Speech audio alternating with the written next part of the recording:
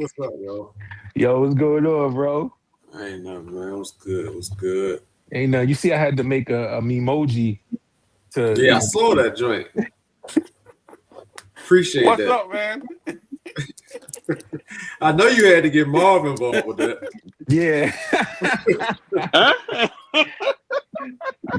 yo, I told Bob, I said, yo, Bob, yo, Man. send him. I was like, yo, bang his cell phone and his Ask message. and his messenger at the same time. What's up tonight? What's up Yep. tonight, fellas? Ain't nothing, man. Listen, yo, Man. we enjoy the live, bro. We enjoy it. So It's all good. It's all good. I appreciate that, man. Yeah, we always Let's looking see. forward to it, man. Huh? We always trust me, dude. I was in the city today working, and I was like, wait, it's today Wednesday? I'm like, shit, it's live tonight. Let's go. I see you got the. I want one of them hoodies, man. yo, you want one? Yeah, I only got a T-shirt. Well, I got the hoodies. I got the hoodies after the race. Yeah, I need a hoodie for everything, Joe. All right, I got you. All right, bet. I think you might need a hoodie for this too. What you got? What's that right there? Oh, Gone Bananas, Joe. That's sick. Yeah, that's sick. Man, y'all got all the fresh merch. I got it in the mail a couple of days ago. Yo, I ain't even got one of those. Man, y'all got all the fresh merch. That's what's up, yo. So I let's got a see. guy. I got a guy Huh? at the job. It's a guy at the job that makes all our hoodies for the job and stuff like Oh, that. that's tight. What's on the back of that joint? Yeah. A big logo like this. Big logo. Okay. Yep. Yeah, I want one of them joints. The joint got the bright red joint too. I like that. Yeah, I got one in red and black. Marv got his in purple. Yeah. Yeah, that's tight. Yeah, I gotta get one of them joints, man. Yeah. Let's see. So we got Second Chance Racing in the comment section saying good evening, Lance and everyone. Good evening, brother. Yo, what's going on, man? What's up? Michael saying, "What's up, guys?" Put the laughing emoji, the rolling on the ground, laughing jump. What's up, Wish? We got Calvin in here. Oh, Calvin said, "Nick, you got to change that to a slim neck." Not big Nick. Yeah, I know. I gotta get rid of the big Nick. I know. Yeah.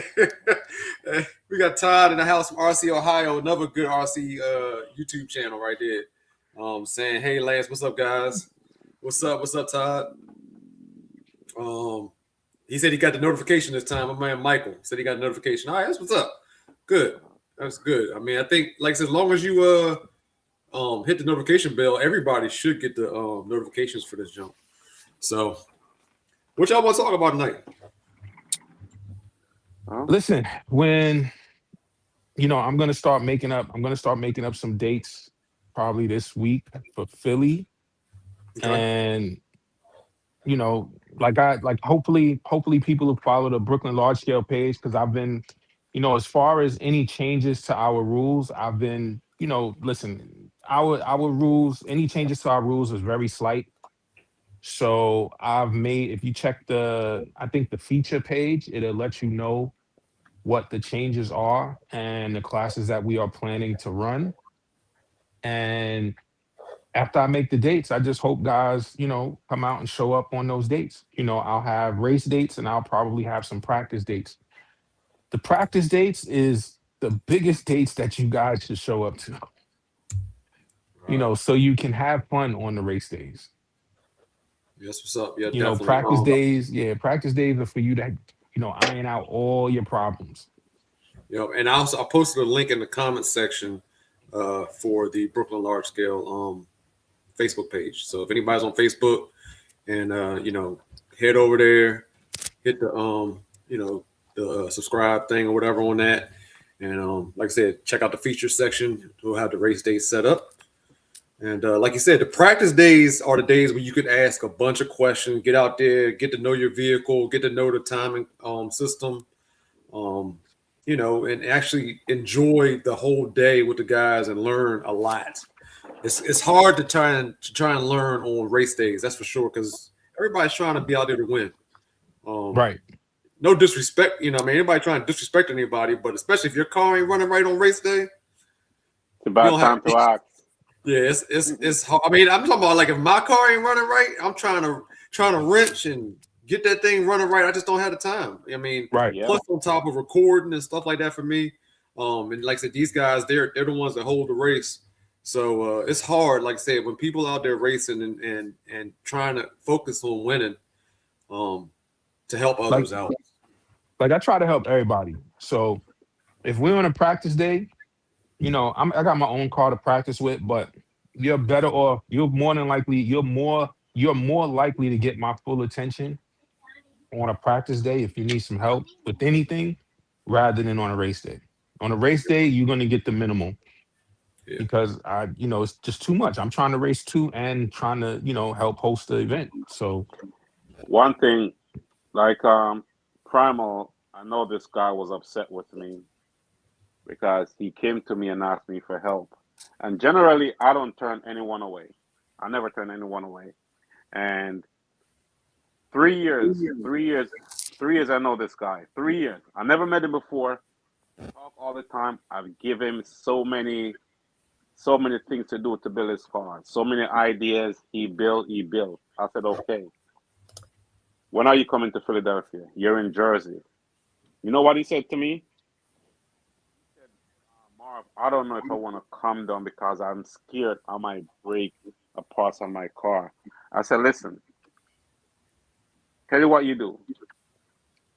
When you have enough parts, you come down. Because if you're going to wait until you have parts to change, that don't make no sense.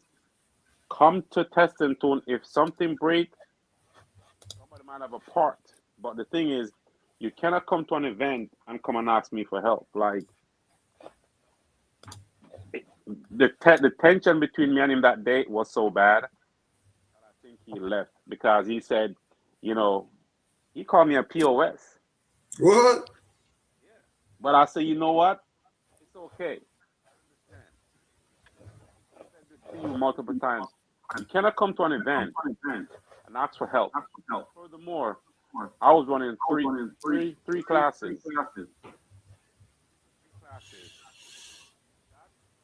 That is bad. That's why I always tell people, say, hey, when you have testing tools, come out, whatever help you need, trust me, you will get it. Because I would stop what I'm doing and go help somebody during a testing tool session, not an event session.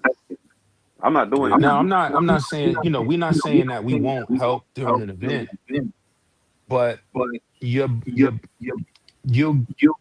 get better help. You'll get better, more focused help at a practice day than you will at an event. Yeah. And with the way the rule, with the things that we're changing at, the Philly track, we are gonna have a class for newcomers, to come there and run. Listen, I don't care, if you didn't read it online, I don't care what car you bring. I don't care if you got a big block, a Pro Mod, a Baja, buggy, FG. I don't care what you got. As long as it's a fit, as long as it's a large scale car, gasoline, listen, get the car running. We'll put you in the learners class, which you guys are just going to be racing amongst yourselves and, trying to learn the tree, trying to learn your car, trying to go A to B, and get fast. And when the cars get to a certain point, when the cars get to a certain time, then you're going to be filtered into your normal class. And I'm gonna tell you like this: when the rookie class comes out and all of us are standing around watching these guys run, believe me, you're gonna get nothing but help. I mean, nothing but help, because we all started there. You know what I mean? I know for Nick and them guys, that was 30 years ago. But for me, but I still started somewhere. You know what I mean? Yeah, but it was like 5 or 6 years ago for me. You know what I mean? So I really, we all understand. Like I said, luckily, we all have a good core group of guys that we run within our team. But to watch new guys come out, I think that's one of the best things to see. Truthfully, I love it. I love it. So, listen, you saw I put the video up of the little kid doing the burnout with the electric car on the page, right? Yeah. Yep. So listen, newcomers, listen, as long as the newcomers come with an open mind, allowing people to help, and they want help and they want to come out and race and do better. Listen, you'll get the help. Yeah. And that's one of the things, like I said, on my YouTube channel, I like showing, all the ups, all the downs. It ain't always perfect out there, Joe. It is not always perfect out there. Like I said, we've seen, guys blow their engine tops off. We've seen crashes. Mm-hmm. We've seen record passes. I mean, we've seen it all. Like I said, I don't sugarcoat anything. Every race that's out there, I show it, win or lose. Yeah. And we just all enjoy the hobby. This is, a core group of guys that enjoy the hobby. I mean, that's what it comes down to, truthfully. Listen, losing is part of the race. Losing is part of the, part of the process, man. You're gonna lose, whether you lose once or twice in a day, it's gonna happen. Yep. Well, So, the thing is, for the newcomers, like, guys who's coming out, you have to learn to lose to win. Not everything you're gonna win, because sometimes when you come out, you might not win anything for a while. You just take it beating. But the thing is, that's a learning process. All those losses you're getting, it's a learning curve to do better. Yep. Whatever you lost from, you will know exactly what you lost a race from. You fix it and you just continue. Don't get disappointed and just walk away and give up. Yeah. If you give up, it's never gonna work. Yep. And it's like everything is repetitive. The more you do it, the more you see that tree, the more you see that light drop, the more passes you make, the better you get. We got my man Michael asking, hey guys, what temperatures are the hottest and coldest days without damaging your engine? man, we race when it's hot. We race when exactly. it's, I remember we was down when I went to, I want to say it was the Floyd Big Invitational down in North Carolina. It was in July. It was hot as hell down that joint. I mean, of course, you got to tune your vehicle, tune your engine for the track and for, those type of just extreme heat. And coldest, you don't really run on cold. That what's the coldest? well, not dry, 60, below 60. Well, as far as the drag cars, listen, we've had guys out there at 50 degrees, bro. 50 degrees. I mean, I guess if you got some good sticky prep down, I guess you can do it. Well, I'll say this. We haven't really been out there when it's cold recently because we're not doing season points races. But when you were doing when we used to do season points races on the regular, listen, the end of the season came down to it when it was cold, talking October, November, I think we raced in November, which we never did that before. But once the points get right there and it's tied, we have to race it off. Right. So, but listen, we generally, you figure 55 degrees if the ground, as long as we could throw, as long as guys is willing to come out and we could get some stickiness to the ground. Listen, you might have to slow your car down, on that type of cold day. But listen, I'll get it some type of sticky for you. I'll figure it out. Yep. Mm-hmm. Yep. Yeah. So there you go. That's the answer for that one. Like I said, I'm gonna tell you, I mean, you won't damage your engine. As long as you have a quality, as long as you have a listen, until you start talking about 30 and 40 degrees, as long as you have a quality oil, you'll be okay. Yeah. I mean, shoot, they use 2-stroke engines. They out there in the jet skis. I mean, not jet skis, but ski mobiles. Yeah. With the snowmobiles, you gotta pay when it's cold out. You gotta pay attention to the oil that you're using because some of these oils like to separate from the fuel when it's cold. So that's why I said if you're talking about unless you're talking about like 30, 40 degrees, unless any regular oil, you'll be fine. Yeah. Yep. What else we got here? We got Larry in the comment section. Larry, get on here, man. I I'll put the which card on there, the link to it. So go ahead and get on this jump. We got my man Nick Giardi. What's up, man? That's Raptor. That's for the Raptor guy right there, Nick. Jump on here whenever you get a chance because they're asking about the about that whole setup that you were talking about last time you was on the live also. DIY type of guy is there. He says, "What's up, guys?" Peyton Dave saying, "Happy New Year, Happy New Year, Peyton Dave." Okay, let's put this one up here. So we got one guy just came in here, surprise crossword puzzle. He says, "What's the best budget engine out there?" The best budget. What size you talking about? Small block, big block? Yeah, like guys, when you put a question in here, can you first let us know if you're talking about drag racing, if you're talking about course racing. I do it because we do it all on this channel. I mean, everything you can think of. So if you're talking drag racing, I'm assuming we're talking drag racing because we got two of the hot drag racers out here. So appreciate that. Appreciate that. So I'm assuming he's talking drag racing. Budget, he got to be talking sportsman. Okay, so if you're talking small block, best budget engine, if you could still find them, the ESP. If you could still find an ESP 30.5 reed case or ESP 34 piston port, those motors are good. Those are great motors. That's why I said if you can find them, listen, Doug passed away, but his motors are still floating around. Mm-hmm. That's why I said if you can still find them, they're very good motors. Those are the budget-friendly motors.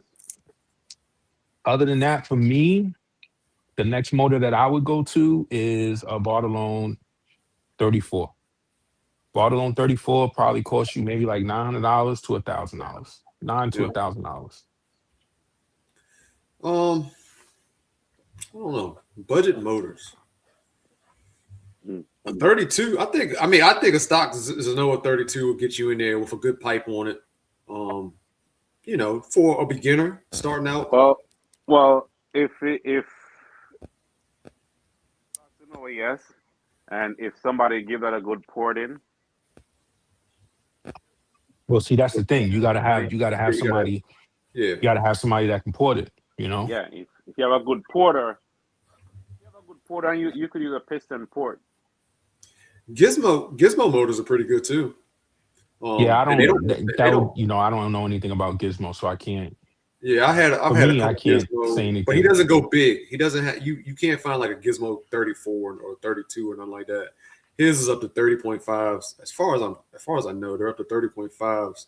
But it's a pretty good motor. He usually builds like boat motors. Mm-hmm. But he has made drag mods also. So if you email Gizmo, he can make you a motor too for your specs. And I can't remember how much I paid for the Gizmos. I think they usually, like I said, he doesn't really go any bigger than 30.5. Yeah. So I think they run around $500-$600 maybe or something like that. Mm-hmm. Yeah. But for big block extreme class, Is there a friendly low budget on the extreme class? I don't know. I don't know. I mean, I guess it would be a straight off the shelf, like a Taylor 50 or 46 or something like that. The problem with that. Well, not the problem, but if you're gonna buy a 46 or 50, might as well just go get the 71 and call it a day. Well, if you just now getting into it, a 50 or something like that, and you can always get the head kit later on to make it into a 71. Yeah, I go get the 71 and use the settings on the radio to slow the car down. I got a couple 71s, and I'm just waiting for Mr. Floyd's Christmas present to arrive this week. I hope. Okay. All right. Congratulations. Okay. Oh, congrats. Yeah, I talked to him Sunday night, and he was putting them in the mail on Monday. So I'm like, I'm at the candy store. I'm just ready. What you getting? All right. What you getting? I got one hybrid and one. So I got one for big blocks, one for small blocks. Yeah, that's right. That's right. Yeah, you did say that. Yep, you did say that. All That sounds good. Yep. Yeah. So you were asking about the logger, Lance? Yes, everybody here was asked about the logger from last week. Yeah. So I'm actually 3D printing parts to put on when I get it from Mr. Floyd. It's going to weigh around 150 grams, just the logger itself. And then you'll be able to expand it to, a clutch bell sensor, an RPM sensor, an EGT. You'll be able to put a speed sensor on the axle if you wanted. And then you can have all, head temp. You can monitor the outside air, see what the air is when you're making your passes as well. So yeah. I'm waiting to put it on a vehicle and give it a shot. This is what I used to do when I was drag boat racing. So it's pretty much the same type system, but it's just scaled down, lighter weight, smaller package, and it does almost the exact same stuff. You can go to it's if I drop something in, let me go to YouTube and I'll drop it in the chat. You can go look at like the Race Studio software. You can see how you can graph the runs. You can overlay run on top of a run on top of a run to see, where the clutch hooked up here versus where the tire spun. You can look at all those variables. That's what's up. When do you think it'll be available for like somebody to order that? I'm hoping by the end of January, maybe mid-February, I can give you some part numbers, and if people want to go order it, they can go order it. But it'll give them a place to start. I figure EGT would be something, a bell sensor, monitor your clutch bell, like what's its rotation, a speed sensor on the axle, RPM sensor, so it's going to pick up off the plug wire, so it'll be an inductive pickup. And then like I'm using the same thing, like on my dyno, I have a lambda sensor, so I can read the air fuel and kind of tune it on the dyno, and then all I have to work on the track is just the start of it. I'll have the top part of it already. All right. So you're gonna see guys at the track sitting with laptops. Yeah, I mean, I mean, we already almost there. That's for sure. Definitely. That's gonna be very interesting. DIY type of, hold on, I'm sorry. What was it? Air IC1. He asked, what's the voltage of that unit? Like voltage requirements for that unit? It can be from 5 volts up to 24 volts. Okay, so you can run that right off your receiver battery. Yes, you can. Yo, Marv, we just got to add another plug. Yep. Yeah, I'm running it right now off of my 7.4 battery, and it runs it just fine. Okay, sweet. The issue that I'm having I'm running the logger, as you and I already talked, Lance. I'm trying to do a nitro system as well, and I can't run the logger and spray nitrous at the same time. The logger will shut off, and then I get half a spray. So, got you. What else we got? What else Nick, we got? Hey Nick, send me a message after we get off. Don, what's up, Donald? What's up, Don? Was that Marv or Red Bull? That's Red Bull. Red Bull. Okay, I will. Nicholas Washington. My name is Nicholas Washington. Send me a message. I'm Nicholas Giardelli. Okay. We can't mess that up. Yeah, we good. All right, surprise puzzle also asks us, what do you think about the Roving 45? That'd be a question for Lance. Well, the thing is, 40. Okay, if you're talking about the Roving 45, yep. Where does that car fit in the?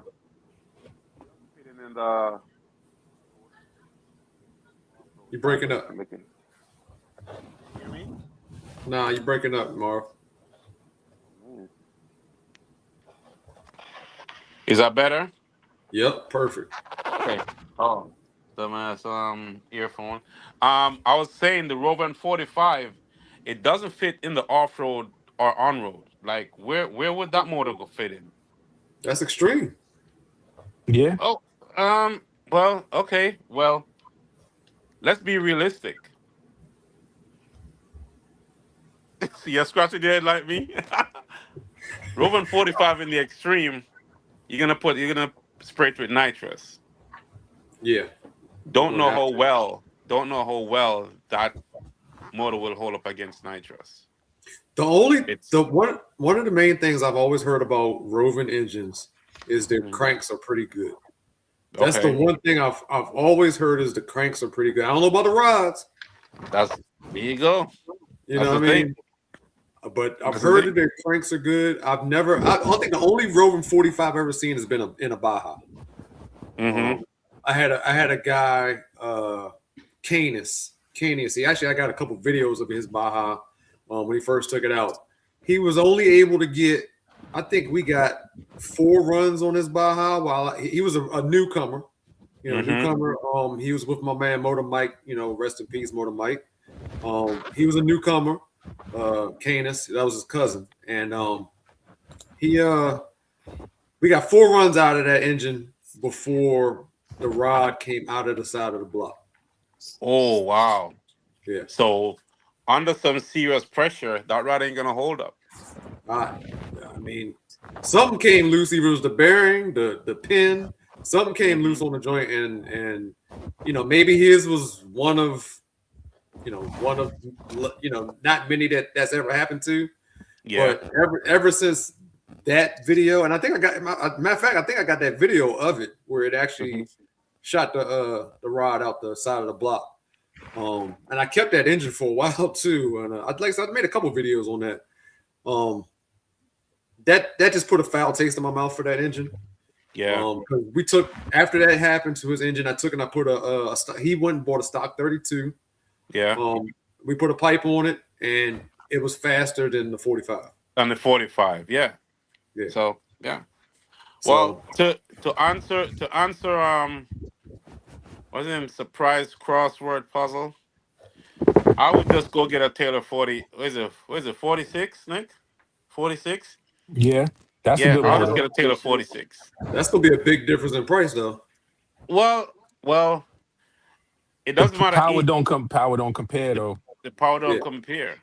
Well, not even the power portion of it. It's just the But the price longevity of is your engine, your enjoyment. Okay, so look, guys, I know everybody wants to save a buck sometimes, and I understand that. I truly do. But in order to, just like any hobby out there, in order to enjoy that hobby, you have to spend a little bit of coin. Yeah. I will agree with you. Obviously, I told you guys I love boats. And so I can go pleasure boat riding and try to save as much money. For example, I can go to Walmart and buy the oil for it. Or I can go I usually run AMSOIL. I'm not sure if you guys are familiar with that, but that's what I've run forever and a day. And with I run Honda. Nicosil and steel bores, I have no wear, no scuffs, no nothing on it. But one time I got cheap to what you were talking about, Lance. I went to Walmart, I got some oil, stuck a piston. Yep. there you go. Yeah. I mean, it's you pick your poison. Do you want to spend $20 or do you want to save $10 and then spend Right. $3,000 later? Yeah. Right. And like I said, and that's every hobby. I don't care what hobby you into. In order to enjoy yourself, I mean, you can keep buying the cheap stuff sometimes, and you're gonna keep buying it and keep buying it and keep buying it, and then you've already paid for the good stuff twice. Yeah. Right. Yep. Yeah. Because the Nicosil plating on those motors is hit or miss. It is. And so there was a company about 10, 15 years ago that was really good. They went out of business. So Millennium right now is doing the Nicosil plating. They'll do a good job if you get the right person. Does that make sense? Like if you just mail it in and say, hey, I want you to plate it and give me, 15,000 and then you're going to have somebody locally do your diamond hone on it, more than likely it's going to peel. But if you get the guy that done it the last time, that lasts and it doesn't peel, I mean, that's been my success. So what's the phrase? It's not what you know, it's who you know. Yeah. Yeah. Hey, Larry, I see you trying to come in this joint. You got to turn on your camera and turn on your mic so you can come in. It's saying that. So you got to make sure you turn on your devices before I can bring you in. It won't let me bring you in yet. Yep. RC Todd from RC Ohio is saying that realistically a G320 would probably whoop a R45. Yeah, there you go. Yep. Yeah. Is he saying a stock G3 320, or Yeah. is he saying okay? I would assume it's. I mean, I'm telling you, Okay. I've seen it firsthand that the stock 320 is better than the that R45 that I saw out there. You know. Mike is also asking. Let's put this up on the screen. Where would a 38cc 30-degree North motor fit into the racing? That would be outlaw, wouldn't it? That would be outlaw. Well, we're doing a new class. Well, Nick, Nick, you know, Nick that would be our. our all motor class. That would That's be it, our yeah, that's all all motor motor. class. Yeah, I would so Or our all extreme. motor class. Yeah, it'd be extreme, but you better bring some nitrous along with it. You know, but those motors are more like the 38 North, the 38cc North motor. Those are more for like, you know, bashing and, you know, off-road racing and stuff like that. All right, so now I don't. When it comes to course racing, I'm not sure if I've ever seen a 38cc do course racing. Well, like you said, I think most guys I know with 38s out there bashing or drag racing, off-road. Yeah, those motors are more for the wow factor that the motor is a 38cc.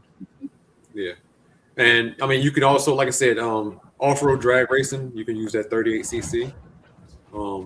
That would be in the small bore class, actually. Yep. Mm-hmm. Oh yeah, because in the off-road y'all go up to what, 39, I think.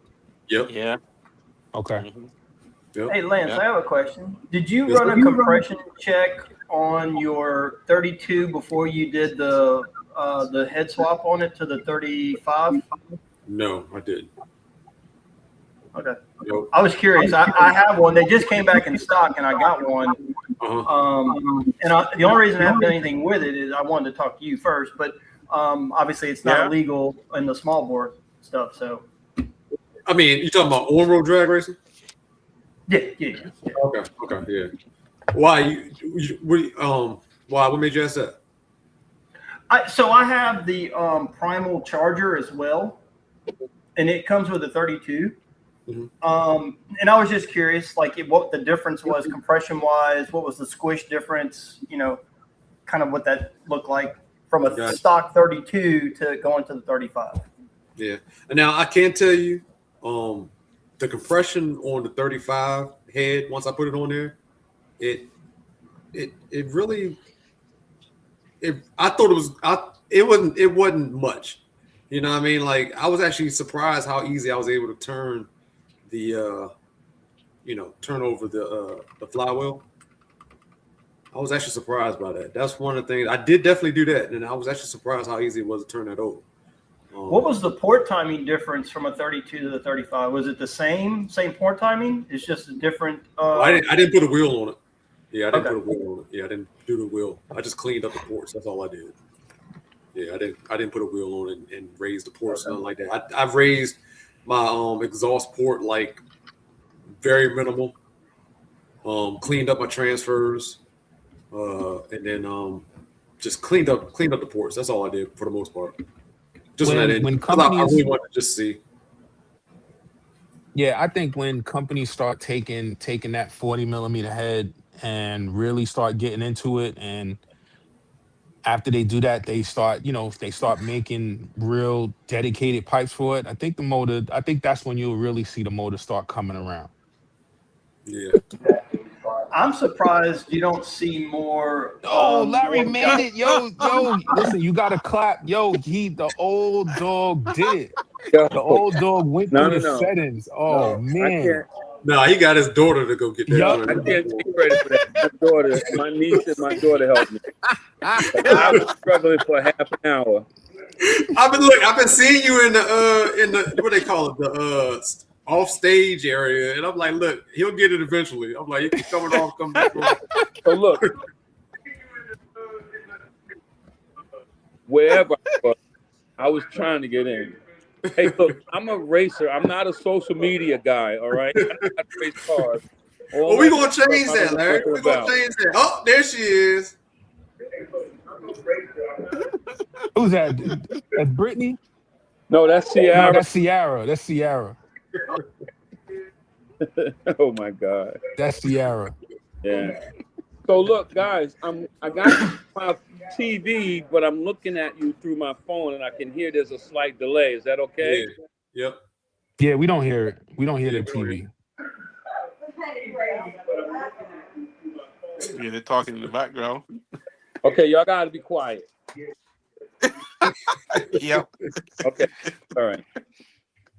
So I gotta put my glasses on, you know. Mm-hmm. So look, I want to thank you for inviting me, man. I appreciate it. What'd you say? Yeah. I want to thank you for inviting me. I appreciate it. That's what's up, yo. You know how we do it. Yes, sir. Yeah. Mm-hmm. What's up with you, baby? Nothing, you know, working on a few projects. I got a couple of things in the works. You know, I put up a couple of flash pictures today, you know, try to feed somebody's curiosity. Okay.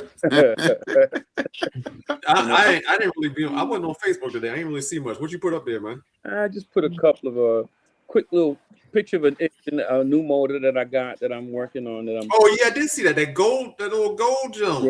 Yeah. Somebody from Italy. That's right. I did see that. Yeah. Yeah, some Italian old gold. Listen, Okay. man. Listen, Coming. me and those Italians go back 30 years, so I'm gonna keep. I haven't been buying from them in a long time, and I didn't actually buy that. That is a Bartolone motor, but I had some modifications made to it, and I just got it back. So I got to give Bartolone his credit. I love his work. I love his engines.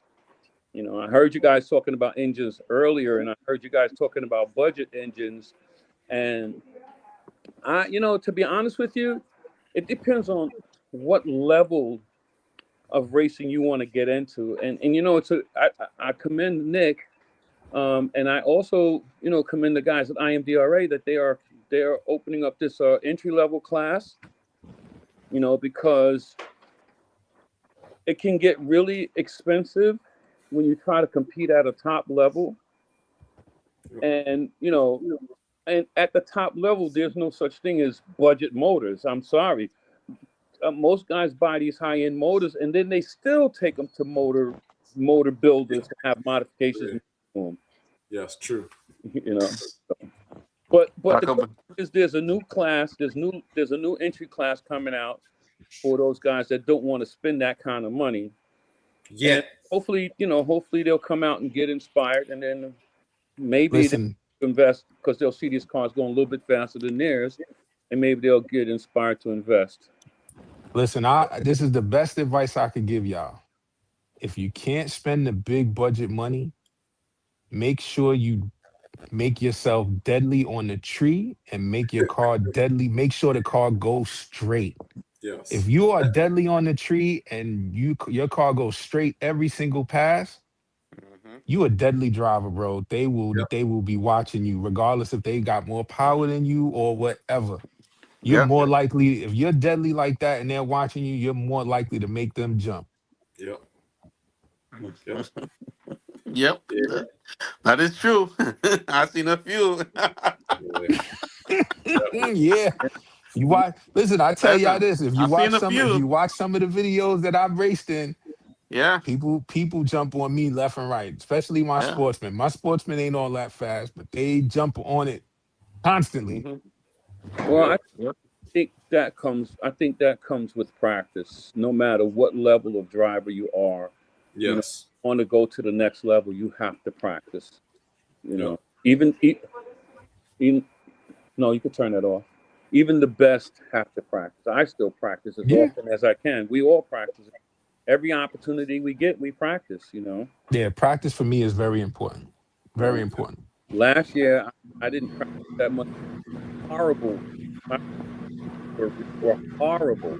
I was getting left by everybody. Well, I had a little bit up top, so I was able to, some cases, close the gap and catch him. I lost a few, but hey, that's part of racing. Yeah. That's how, like I said, back in, what was it, 23 or whatever, when we was out there racing like every other weekend type joint, practicing all over the place. Everybody's times was off the hook. Yeah. Yes. And And then, it showed when we went to other places too, because we were deadly in other tracks. Yep. And my man Michael says, Larry the Legend, how's Double Trouble doing, buddy? Oh man, please don't remind me about that car.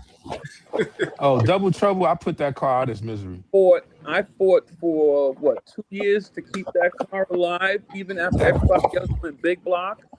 I put that car out as misery. That car I dead. didn't want to give up that car. I honestly did not want to give up that car. It was the car I had the most fun with. You know, it was difficult it was a little bit of a process to make that car work. But once we got it dialed in, I mean, everybody knows that car. They saw the results that car used to, put down. But I had to admit, when the big blocks came around, and I fought Nick about that for like almost 2 years. But when I saw the big blocks come around and I saw how aggressive and how much harder they left off the line, and then with that combination, we found a surface that we put down on the track that could hold it. Oh my God.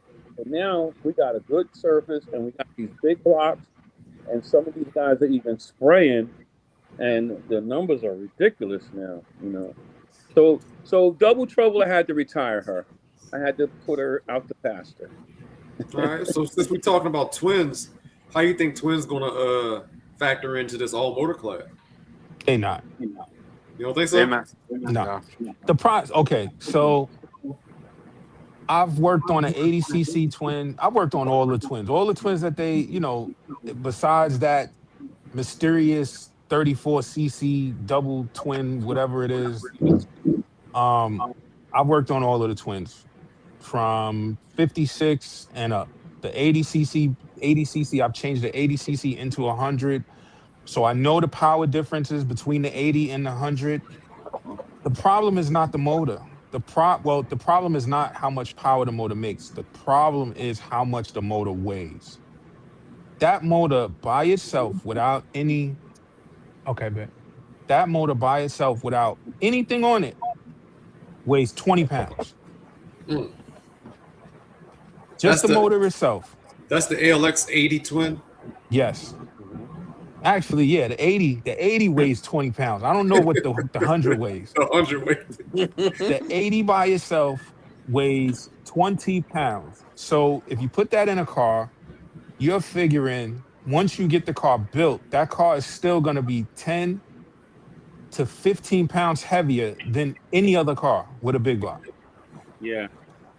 And the power to weight ratio. Right. And it's not, in the middle of the track, it makes power, but it's getting it off the line. Yeah. Like Angel switched his, right, for 132, it's getting it off the line. Angel, our buddy Angel, I built him 100, and he made a pass with it where the car smoked the foams from start to 45 feet from the finish line. Like it laid 2 4-inch lines down the track. And one of the issues that we have is the car either takes off too aggressive or it doesn't take off aggressive enough. No. Gosh. And trying to find that sweet spot, even with the way we prep the track, it's still just gonna tear the tire up. And you're fighting against yourself. You're fighting against that weight. You're fighting against that extra 15 pounds, trying to drag that extra 15 pounds down the track with the same size tire as everybody else. Gotcha. Hey, Nick, have you tried to put a little timing retarding on the top and then let the timing have it at the big end? No, we haven't messed with any timing on that motor. We haven't messed with any of that stuff. But if you run that motor 330, that motor's gonna fly. Yeah. That motor's gonna fly because the amount of power that it has in the middle. Listen, that motor launched and kept the nose up to the middle of the track. And we had a bunch of weights on the front of that car. That car was weighed like 45 pounds. Yeah. Yeah, I remember that. I remember watching Angel carry that jump up to the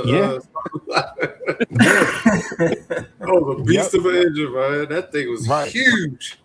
Yeah. So the motor makes power. It's just you got two everything. You know, the motor's 20 pounds extra by itself, and then you got an extra chrome pipe on the side. You know, another chrome pipe that you're carrying, and it's just a lot. It's a lot. Yeah, it was nice seeing it go down the track though. I love it's a nice, and it sounds wonderful. Don't nothing sound like a twin. Yeah, that joint is a beast. Sound like a banshee running down that. Right. Joint. Yes, it does. It does. Don't know. That's the best sound. I think that's the best sounding engine ever that displays power. You know, one of the twins. But would myself build one for drag racing? No, I wouldn't. I wouldn't build one for drag racing. Not for a short track. No. That's what's up. That's what's up. So we got what else we got? We got some comments we got in here. Don, your boy Don from up Chi-Town. He was saying something about he runs electric pro mod with a Ghost 1408 to 7,000 kV motor and run an electric dragster with a 2-pole motor. I have no clue about what you guys are talking about. Maybe one day I will get a nitro car. Nah, no nitro car. Leave that nitro stuff alone. Come get you a gasoline burning vehicle. Gasoline. Yes, get you a gasoline burning car and come out. Listen, they got dragsters, so you'll fit right in, bro. We will help you. Go buy a gasoline dragster. Matter of fact, don't even buy anything. Just come to the track. Come to the track. Come enjoy yourself. See what you like, and we'll help you. We'll point you in the right direction. We'll get you away from the quietness. Isn't this guy out of Linwood? Yeah, that's Don from Chi-Town. Yeah. Yep. So I'm pretty sure hold up. He in Linwood. Just go to the Linwood track. Yeah, that's Don. That's Don. He hang with Gary and all them boys up there. Yeah. Okay. Dakota, Eric. Yeah. Those cars are class by themselves, and people constantly compare them to gas powered or gas powered. I mean, those cars they're fast. They have instant power there's no delay at all. And if you with the right tuning, I watched Ken Johnson's car make it 1.5, and it looked like a 3-second pass. Right. Yep. He had someone help him figure out the tuning, and he dialed the car in so that it left. I mean, it took advantage of everything without overpowering the track, and that's one stop. But it's a different ball game. It's I like the realism of the nitro. Yo, whose microphone is that? Yeah, who's that? Is that Larry moving his hand over the microphone? That's me. No, I'm sitting back. Oh, okay. Who that was? Somebody moving. Yeah. Look, I just silenced Trigger Man and all that noise went away. Talking about electric, this weekend they're having a race here in Huntsville, Alabama, and it's all electric. So I think I have an electric scooter. That's about all I can apply. Maybe they'll let me run. I don't know. But I would take one of my cars. So we, there, of course, electric rules. I mean, when it comes to getting guys together, because it's so easy to buy an electric car, put a battery in it, and get out there and run. They're just planning on having events. I think down in Waldorf, Maryland, not too far from where I live at.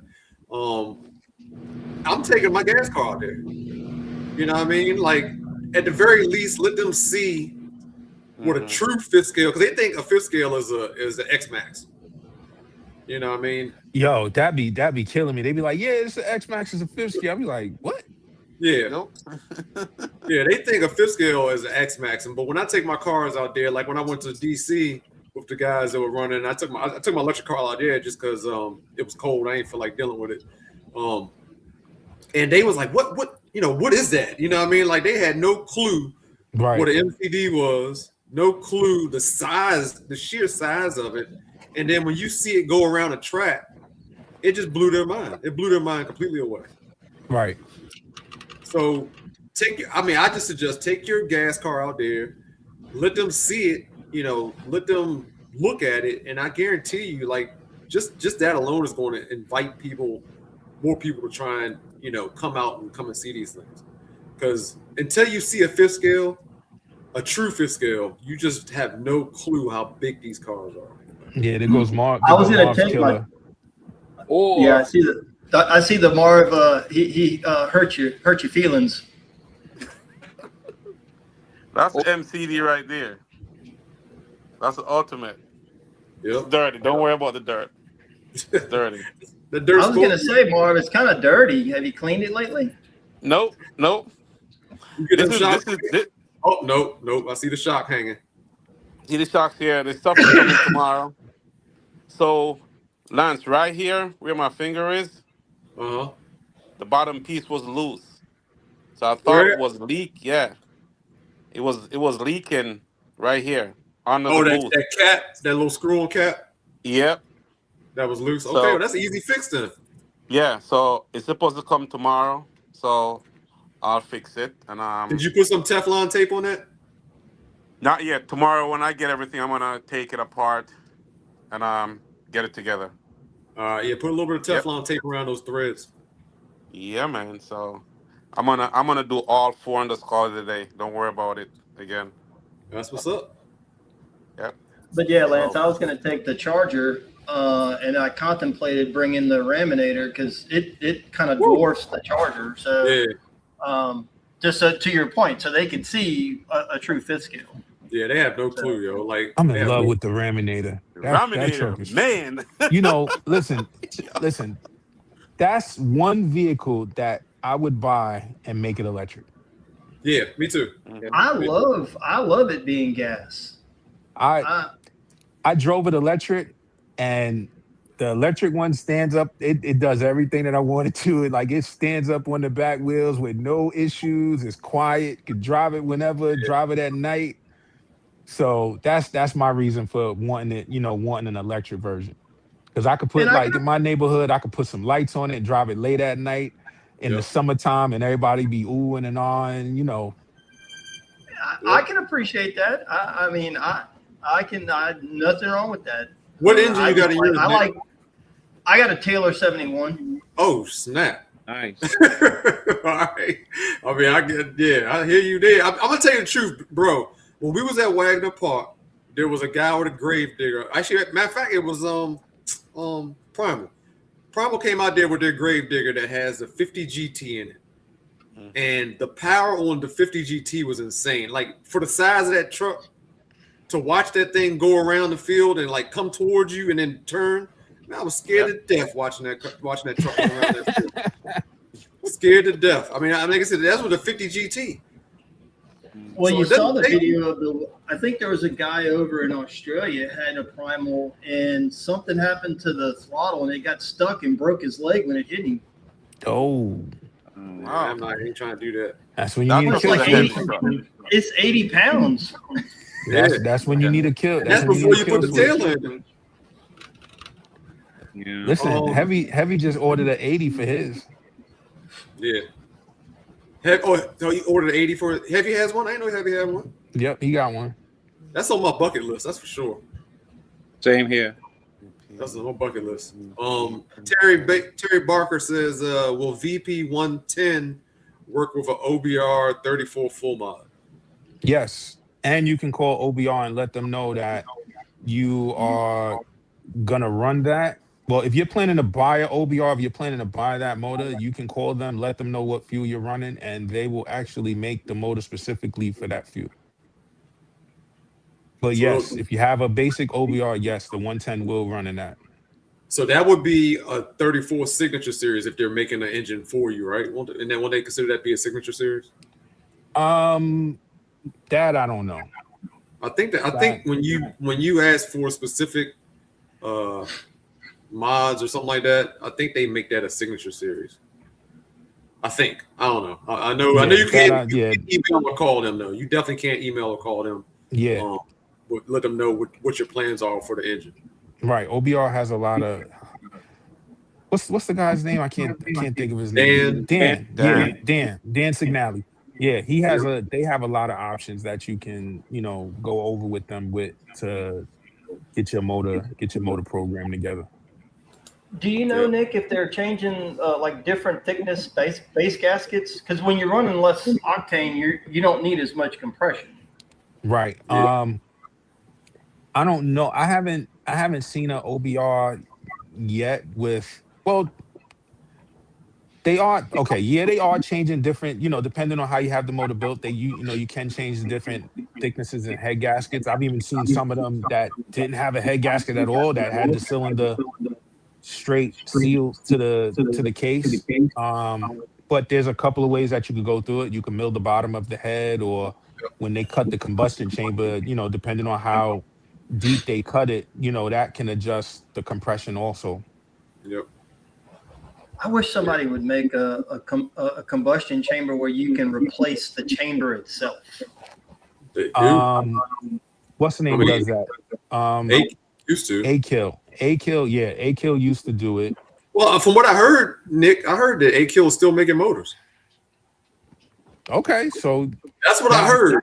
That's what I heard. So one thing that you could do is you could order the A-Kill head and possibly get OBR on the phone and see if he'll cut you a cylinder for it. Yeah. Because they have all of the, what Larry posting. That's Marv. I'm not moving. Yeah, we can't see Marv because he got the time over his face. There we go. Yeah, that's the A-Kill motor with the removable head. Yeah, there you go. Yep. Yo, Larry, Yeah. why Marv always want to take somebody's color, bro? Like, I don't understand it. Yo, he always want to take somebody else's color. Like, his color is purple, but he end up with everybody's color. No, that's my color. Hold on. Hey, you see my background right now, yo? Hold on. You want to know what's so funny? I got a purple motor, right? And I got the purple. I got the purple cover, the purple plug wire. You don't even know. Everything on that motor is purple. And pretty much my whole fleet is purple. All the cars over there is purple. That over there is purple, and this one, they're all purple. I don't know, Marv, if I should say I love you or I hate you, because my Alex 71 I'm waiting to come in is going to be purple and gold for LSU colors. Okay, all right, that's gonna look hot. Yeah, that would be sick. Yeah, that would be sick. Mm-hmm. Well, we both know that Marv, me and you can be purple then. We could be purple. Yep. Like I said, because I've run all them. You know what? I got that same A-Kill you just showed. Yeah. I have this. That's what I got my in Juggernaut right now. Okay. In purple. I got that in gold. My gold one. Gold. Too. Oh. That's all he had at the time. I had to get the jump. So, Lance, where does that put your car? Where does that put Juggernaut? Is that still considered a sportsman or outlaw? Still sportsman. Sportsman. So still sportsman. A kill motor is a 34 or 35? Yep. 34. 34. Okay. All right. Yep. 34. Yeah, it's a 34. So yeah, you could do that. You could buy the kill. You could buy the kill head if he sells it separately, and listen, call one of the engine builders and see if they'll make you a cylinder to go with that head, so you can change the compression on it and stuff like that. Yeah, I'm looking at his website right now. He's got a 34 cc Reed top ported motor. Right, but the motor runs good. The motor runs good. It's the top end. Yeah, how much is that? How much does that go for, Nick? Right now, the 32 cc is $359. The 34 cc is the same price. He's got a lightweight version. So the standard version is 30 grams. The lightweight version is 27 grams and is $399. Yeah, that's the piston. Mm-hmm. The piston. Yeah, that's the piston. Yeah. What's up, Gary? I see you out there in the comment section. What's up, Gary? KDT Racing's in here. I see you. Yo, what's up? Hey, what's up, what's up, KDT? Tell him come on in here, man. Yeah. Hold on. Let me post the link in here real quick. Well, See I if can he step wants off to while do he it. comes in. Tell the fast guy come in here. I just put that in the comment section. I don't know if you want to jump on here. We got Terry Barker saying, "What's up?" Foundry says, "Happy New Year's to everyone. Happy New Year's, brother." You can jump on too if you want. I put that link down the bottom because we about to be getting off here. Now we ain't gonna be on here too much longer. We got Thomas in the house. He's in the comment section. Yo, Thomas, man, listen, I hope your mom is doing better. Yes. You know, prayers go out to her, bro. Yep. Yeah. I hope she's doing better, bro. Keep her in her prayers. Yep. And we got Mr. Arnold, Mr. KDT racing in the house. Welcome, welcome. Thank you. AKA the fast guy. Well, not me. Fast guy. Kiki's a fast guy. I'm just an engine builder. Hey, that's the team. That's the team. What's That's- going on? How that's you what they feeling, all man? say. You feeling better? Yeah, I was in the hospital for a couple of weeks. Long ordeal, but good to be back out. Wow. So, well, thanks for taking time and coming on the channel, man. Absolutely. So, what do you guys want to talk about? You want to talk a little bit about fuel and stuff like that? I'm always an open book. About the what? Fuel? Oh yeah, you can talk about it. What you No, I running? think. No, I think let's see how this new season goes. I know there's a lot of the rules came out, and with fuel, what is restricted is propylene oxide, right? And propylene oxide is restricted, and it's always been restricted because it's a carcinogenic. I know there's a lot of talk about nitromethane and methanol and all sorts of things that are out there in the market, right? And what we need to understand is the carburetor and the fuel flow determines what an engine is capable of running, right? So there's a lot of limitations. I know that there's some concerns. Well, people are going to be running nitromethane. We've never run nitromethane, but have others? Maybe. It's possible that it was done in the past. I think that there's always a certain amount of mixture that you could run in these gasoline cars of nitromethane, but there's a certain point that you get to that the carburetor can't supply adequate amount of fuel. Does that make sense? Yeah. I agree with you there. I agree. I've seen that. Yeah. So I could tell you very candidly, I've tested these carburetors with Walbro for 8-9 years now, and there's a capacity where the pulses in the engine and the diaphragm, the not the metering diaphragm, but the pump diaphragm can't sustain the amount of fuel flow that's going into the engine. So that's what I could tell you about fuel. Again, next season, you could run pretty much whatever you want with the exception of propylene oxide, again, because it's a very harmful substance. And we are going to test for propylene oxide. I purchased all this stuff to test for it. And, we will spot check people and spot check entries to make sure no one is running anything that's harmful for other competitors. So what about nitromethane for the outlaw class? So going back to what I was just talking about, right? Nitromethane is about 56% oxygen, right? And methanol is about 50% oxygen. When you get to that ratio and it's so high a percentage of oxygen, you need to supply 3-5 times more fuel flow. So regardless of people running nitromethane, to be very honest with you, somebody who has their car on point with a good, solid fuel and a great tune will beat a nitromethane car because of the inconsistencies. That makes sense? Well, and it does make sense. And the fact that when you run not traditional gas, you run E85 or you run any kind of alcohol, you have to carry more of it, which makes your car heavier because you're going to burn twice as much. Yeah. So with nitromethane, you need 5 times more of the fuel flow, right? These carburetors can't do that. Yes, there's certain tricks that you could do to increase fuel flow. Maybe down the road I'll get into that. I don't mind sharing. I'm not going to overshare, but I could share certain things, right? And there's certain things that you could do to help increase the fuel flow, but you can't run over a certain percentage of nitromethane in your car. It's. Are y'all gonna have anything in the rule book against fuel injection? Oh snap! Listen, let me be very honest with you. Go for it. You don't think we've tried it? Of course we have. Okay, well, hold on. So I asked the nitromethane question because in the older rule books for IMDRA, yes, nitromethane was not allowed in the alcohol class. Alcohol and nitromethane was not allowed, right? Correct. So is it now allowed at IMDRA?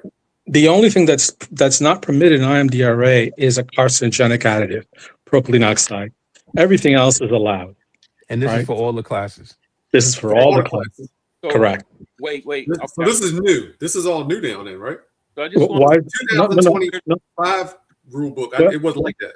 Well, the comment in the classes previously was alcohol was not allowed, right? All these different types of fuel are derivatives of alcohol.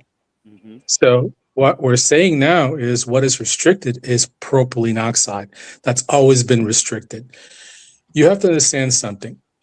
It is very, very difficult. You would need a very elaborate fuel spectral analyzer to determine what percentage of alcohol is inside people's fuel. At that point in time, we're getting into something like a super professional NHRA division. People in these classes, I'm sure there are people that are running nitromethane 5%, 10% throughout the years. I'm pretty positive about that. And it's never been checked, right? So there's nothing new. There's nothing relatively new that's happening with the exception of saying, okay, here is strictly what is going to be checked, propylene oxide. So the methane is going to be allowed in the all motor class? Any class. Every class. Any class. Every class. Again, Nick, what I'm saying, Nick, we both know, and I'm going to be very, very, again, candid about this. We both know that people were running nitromethane in those classes. I know that. Yeah. That doesn't mean it was right. It should have been checked.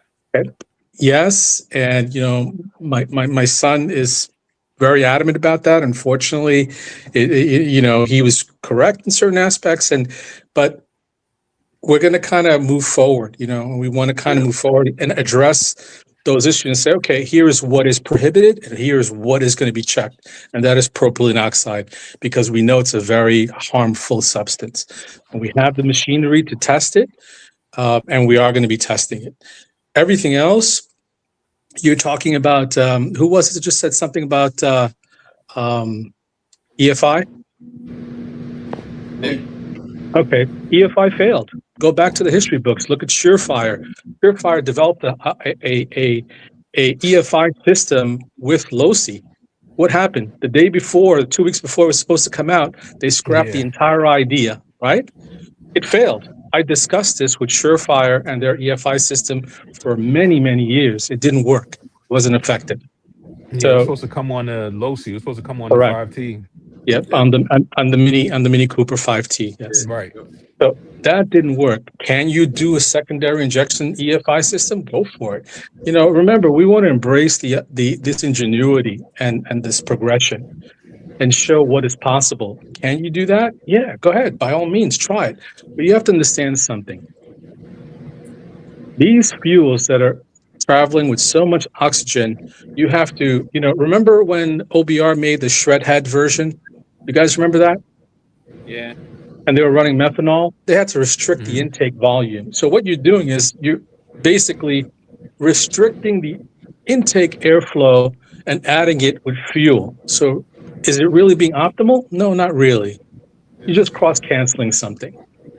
So for all those people out there that think, well, you know what, now it's like an open, no, I can tell you right now, The guys that were running nitromethane that ran those crazy numbers, you guys now knowing that you could do it, you're going to catch up with them in a heartbeat. Does that make sense? Let me Yes, and just get yes, and let me get one thing in here. Hold on, hold on. Yep. Go back to what Lance had said in the rule book. In the rule book, it says no alcohol and no nitromethane was allowed. Now, this past event, that rule still applies, correct? no. Wait, hold on. Black Listen, girls. So huh? what I'm trying to explain to you is 2026, the rule book, the rules for 2026 state that only propylene oxide is going to be banned and checked. Yes, I understand that part, but 2025 I'm not talking about backwards. 2025. 2025, unfortunately, has closed.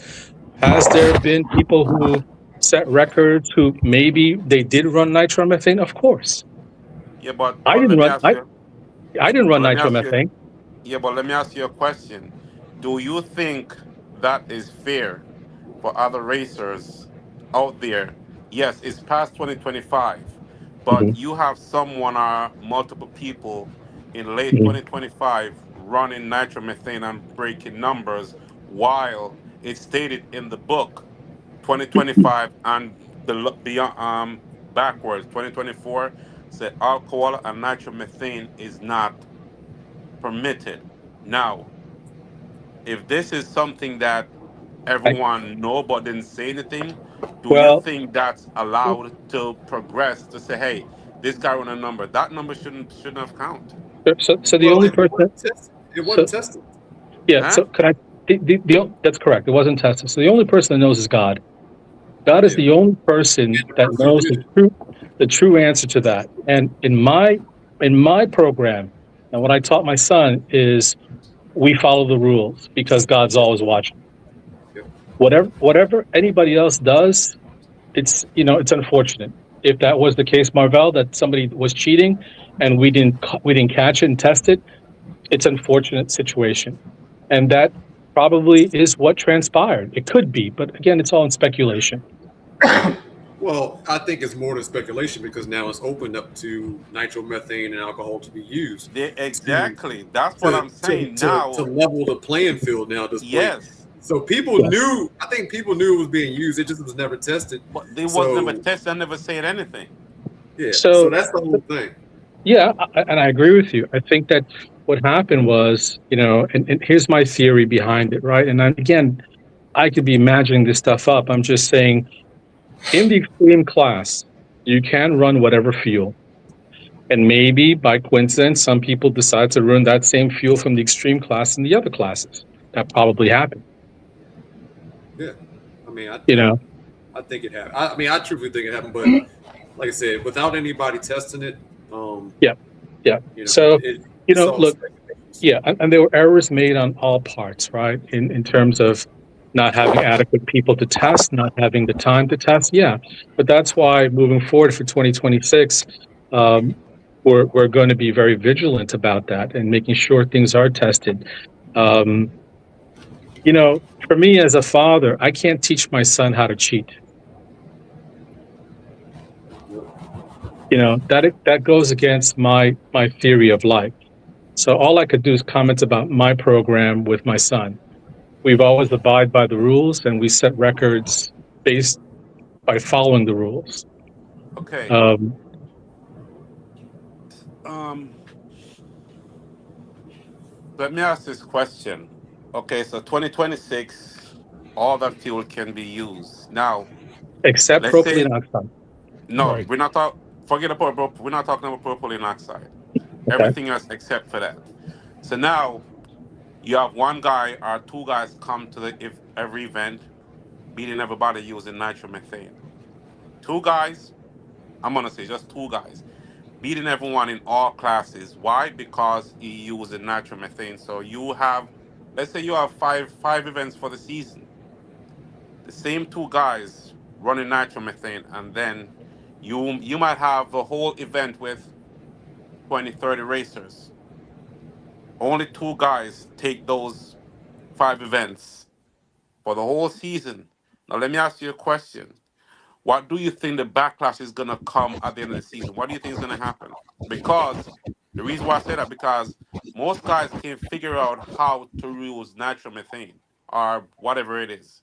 Most guys can't Yeah. use it. So, Only a few people will know that. So now these guys going to be struggling. Say, hey, I can't keep up with these guys because it's like I go to the pro mod class nitromethane. I go to the quarter scale nitromethane. I go to the outlaw class nitromethane. Like I can't so, survive. so let me. If you know the basic principles on these two-stroke engines and how they perform and how they work, and a Walboro carburetor, again, I'm going to go back to my initial standpoint. Somebody using nitromethane versus somebody who has a properly tuned engine, carburetor, and setup can beat a person with nitromethane because of the inconsistencies with nitromethane.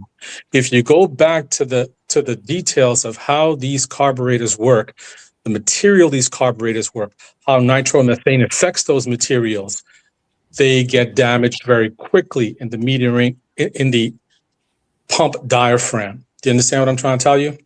So it's the same thing. You're not using regular fuel, but there's a guy out there probably he's running 87 octane fuel. That differentiation is there. It's the same thing that differentiation is going to happen with the fuel situation. There are going to be people who have access to a VP 110. You just mentioned it. Somebody just mentioned it on here. And there's going to be people who don't have access to a VP 110. Does VP 110 make more power than 85? Maybe. Same thing with nitromethane. Can nitromethane make more power in these two strokes? Maybe. But there's a lot of variables to take into consideration. There's a lot of hiccups that can happen. Yes, Yeah. but Well, yes, somebody. there's a lot of So if we think that is the possible people who've been running fast or whatever, they've been doing it all season. So these people have been doing it I all was about to season. say They that. perfected on what needs to be done to make that nitromethane work. If you know the fast Exactly. guys are supposed to be the ones Fellas, using it. And if you fellas, look at let this me. comment right here, Arnold, Yeah, I that want I to put get on to the that bottom of the comment real screen quick. from Eddie. He says, so if it was done and being used, he's talking about nitromethane, and no one's checking it was done, I think it is as simple as the hobby is the rules complicated and make no one want to participate. That's But we exactly need what I'm rules. trying to get to. Well, So, I so, I so don't know again, why it wasn't checked. I don't know why it wasn't checked, but we need Well, he said it rules was hard. in It was hard competition. to check it. Right, in competition, we need rules. You can't just Yes. have a free fall, everybody doing they own thing. That's not how a competition works. So in all competitions with the hot in all competitions, whatever form of racing that you have, if in our hobby there are rules and the rules have to be followed. So it's not the rules making the hobby complicated and making people not want to show up. That's not it. So that's so, my stance on that. so I'll tell you a couple of things, right? Okay. So here's my take on it a little bit, right? So we have a body car, and the body car is running a Scott Finley 32. That's running standard fuel, nothing nitromethane, nothing radical, and it ran at 205. The fastest dragster that's ever gone down the track has ran at 202. So what I'm trying to say is a body car that we know is parachuting with a legitimate fuel setup and a legitimate engine is running a 205. And the fastest time, whether it be with nitromethane or without, is a 202. So it goes back to my theory that if you have something properly set up, you can be competitive. Now, if the market is open that you can run, so play around with it. Play around with 5% nitromethane. Play around with 6% nitromethane. Play around with stuff like that and see, if you can get acclimated. But again, back to the original concept, what I was trying to say, allowing nitromethane doesn't necessarily mean that person or persons is going to, really master that division. If you have something that's properly set up and you have your program in place, you're going to be competitive. I hear you. What about you, Nick? With Brooklyn Large Scale, what's your thoughts on using nitromethane, Um, or any of that stuff well, that you're racing? whether it's nitromethane, alcohol, methanol, I think that for me, I think that should be reserved for the extreme class. You All right. know, I So is this some? that's just how I feel about it. But I don't have, us at Philly, we don't have a way, we don't have a way to test that at the moment. So, we're kind of just working off the honor system. And for us, that's been working, it's been working well. Like I think if you have somebody come up there with alcohol, you're gonna know they're running alcohol. You're gonna know that they're running methanol and stuff like that because you're gonna see it, you're gonna smell it. But Well, and I, that's the other thing. That's the other thing, Nick. If you're running alcohol, you can't run the traditional oil, two-stroke oil, because that oil does not separate when you run alcohol or nitromethane. So right, it's a different oil. It's going to be a different smell. And so I can tell you from my previous lifetime of drag boat racing, I've tossed a number of people out for dope and fuel. And if you can test it, then they're violating the rule book, then they need to be gone. right. So the trick to it is having the equipment to test. And it sounds like I'm sorry, Mr. KDT Racing. I'm not familiar with your Mr. Arnold. I mean, he probably has a hydrometer, and he's probably got a lot of chemicals to the drop test No. and all So, that. so let me go back to that. Okay, so propylene oxide is what we're going to be testing for, right? And the way you test for propylene oxide, you have to heat it up to a certain temperature, right? It has to be at 95 degrees, and then it has to be stirred. And after that, there's there's test tubes that you inhale the fumes into, and it tells you if there's propylene oxide inside the fuel. And that's how you test for propylene oxide. Now, for other content like nitromethane and alcohol, you need a fuel spectrometer, and you're talking tens of thousands of dollars for something like that, right? And that's where you start really going off end. This doesn't become a hobby at that point. Does that make Right. any sense? So Yeah. FTK used to have a spectrometer that was around $1,300, and that's what we had in racing. And we would just take fuel in a little glass jar and stick the meter in it. It would give you the number, and if it was outside of the spec fuel numbers, then that got set to the side, and then you would run various other tests. We had different types of drop tests that we would put in there. But you had spec fuel though, so everybody had to run like 87 octane or something like that, right? Yeah, Sunoco used to bring a truck to the race site, and everybody had to buy their fuel. Okay, yeah. See, I understand that. See, that's easy to test for them, but if you got guys using 110 and well, so for the MR, guys that are using, and yeah, like if they're going to run Sunoco MO2X, that's detectable. That's an oxygen generated fuel. That's going to pop on any of the tests that I mentioned. So Sunoco MO2X is, VPMO2X doesn't work on these cars. I've spent I don't want to tell you how much amount of money to see if it works, and it doesn't work. So that's a key point right there. Thank you for saying that. Thank you for saying that. I mean, look, I've spent a lot of time with Walbro working with these carburetors and see if MXO2 works, and with VP, and it didn't work, right? And that's a fuel that's amazing, but it doesn't work on these cars. So with us saying, okay, well, nitromethane, yeah, maybe one guy figured out a little bit about what percentage works. I think some of you are pretty intelligent. You're going to figure that out quickly. So, okay, all right. So, okay, like I said, I'm about to get off this, John, a little bit, but I just want to get this straight. So, IMDRA is going to be allowing everything except for propylene in every class. Yep. So we're not. Fuel is going to be tested. The only fuel that's not allowed in the IMDRA is something that's carcinogenic and harmful. So we have equipment that we're going to be testing for propylene oxide. Now, will you be testing that in the event of a record pass, or you like just doing? It could be either or. It could be either or. It could be it's a random test scenario where we're going to say, hey, you know what? Somebody have to run don't pick up your car, we'll have somebody, an official, pick up your car and bring it back, and we're going to go ahead with you there present, take the sample of your fuel and test it. Okay. All right, and so Nick and Marv, for Brooklyn Large Scale, are you going to allow anything, any kind of, we know propylene is not allowed, but Right. any nitromethane or alcohol allowed in sportsman outlaw class, whatever? No.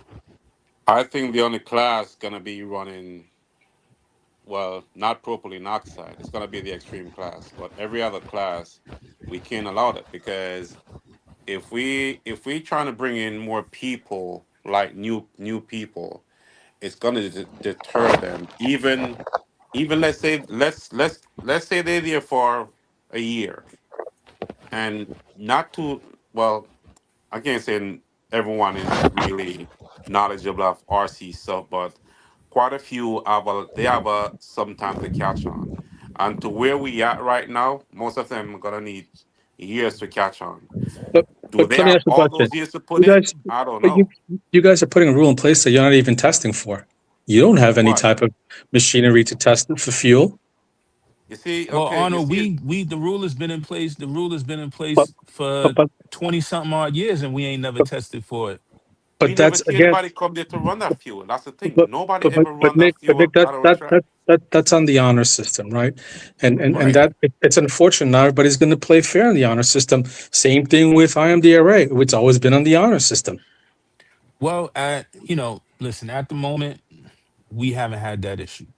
Yeah, well, We that's haven't what I'm had that saying. issue. Now we have, because people have voiced their concern, and it's Right. always been on the honor system, just like you. We recently made the investment in getting the equipment because of carcinogenic stuff to test for that. We don't have that kind of funds to go ahead and invest in all this $10,000-$12,000 in fuel testing No, equipment. not I get that. I totally understand it, but with the way things are with the guys that we're hearing about, they're really interested in the all motor class, you know, not having, with the same type of fuels we've normally been running. So if that's gonna bring them back, or help guys come back and, grow the numbers, then I want the numbers to grow. I don't want to I don't want to add a class and then open that class up to, different fuels that make more power, when if you wanted to make just more, if you wanted to run those type of fuels, you could run that in the extreme class and be happy with it. Yeah. Yeah, so we're building a duplicate dragster for the extreme class, right? And Right. and we know that it's going to run a 1.7 on the fuel that we've always been running. That's non-alcoholic. So that's the program that we're going to stick to. I You got know, a we question. yeah. I got a question. Why is it that we all one, two, three, four, we all know who was running. I wasn't there, but I know who was running nitromethane. Marv, Why not? we can't say that because we Hold don't on. know the truth. Let me finish. I've watched and I've seen. I don't say anything. But Arnold, you are a very intelligent man. And I'm gonna tell you, when you see something out the door, that's gonna raise a red flag. It doesn't matter what it is. When you see something, that's gonna raise a big red flag for you because you see, when you see that one person doing that crazy number, you're gonna be like, wait, that is weird. Oh, listen, out of the blues, that just came about Yeah. with See, with a what do you call what is it? The outlaw or the sportsman? Yeah, that's anything. Outlaw. Yeah. Okay. yeah, Same thing. So you have to realize like people on the outside see certain things, and they're gonna be like, wait, hold on, wait, is that real? So But at the same that's my. time, So go ahead. Marv.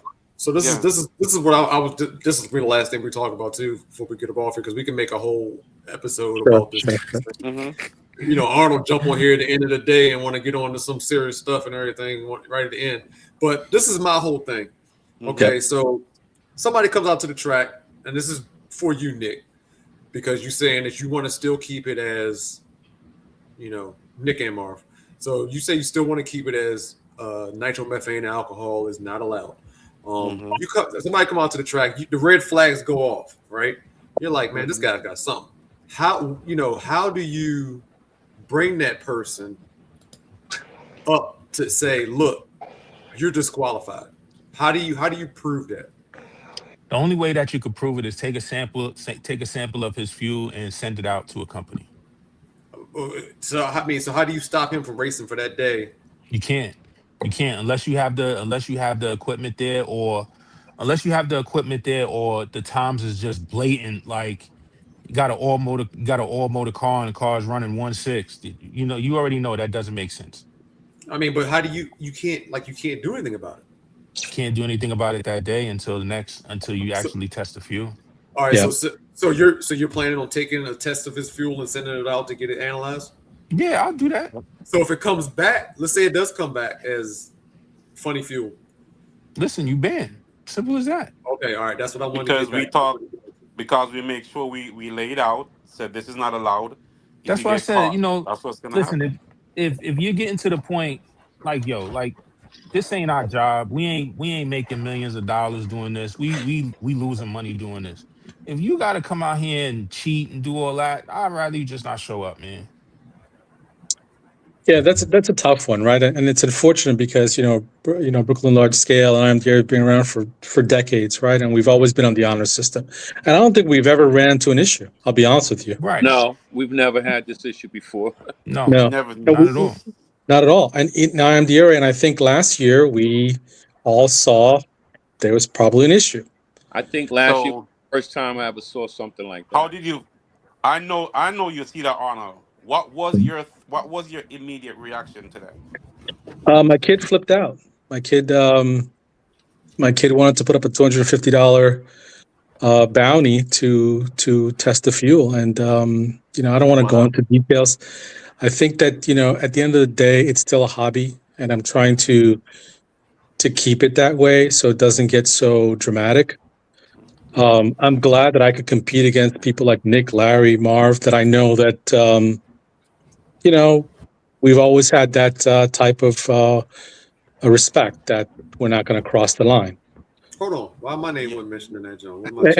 Yeah, you're not in the fast group yet, but you'll get it. Okay.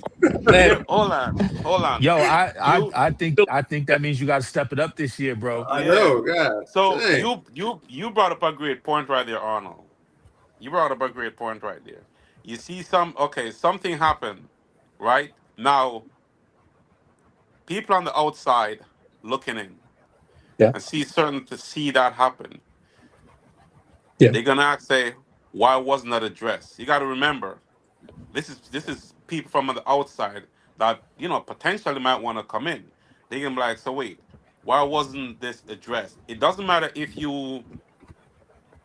somebody got to say something, because in Arnold's defense, at the time, they just didn't have the equipment necessary to do the proper testing. And But was it brought up though? That's the question. Was it brought up to that person and asked at least?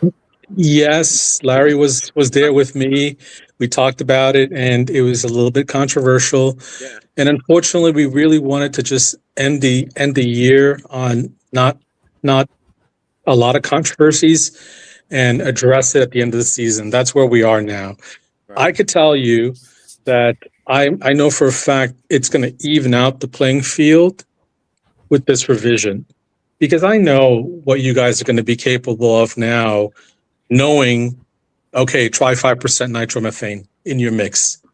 And somebody commented on before that, you can't use regular oil. Okay, so you're going to use a castor oil, a based oil, right, in your mix to go ahead and dilute that nitromethane inside your mix.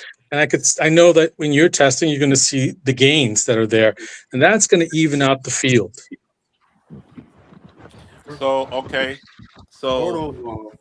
We're about to get off this joint, yo. we're gonna make this one to be continued, yo. To be continued. Okay. Yeah, to be continued, man. I appreciate everybody coming through. Yeah. Yeah, So, You know so what I mean? the thing is that we want to continue to grow like you want to grow. We want to grow in a positive manner. I think this is going to help that. I know for the interim, it feels like, oh my God, it's going to really, no, it's just going to make it an even playing field now. Does that make sense? We're gonna see. Yeah, I See if it understand. works. Yeah, I understand you trying to make it an even playing field because so you ain't got to worry about somebody coming in with Yeah. something that you being the underdog worrying about them. So I definitely understand it. Yeah. Trust me, the first time Arnold and them catch somebody with dope fuel in a class that's not spec for it, and they get tossed, it's eye opening for the other racers. I've done it to And many that and that's races.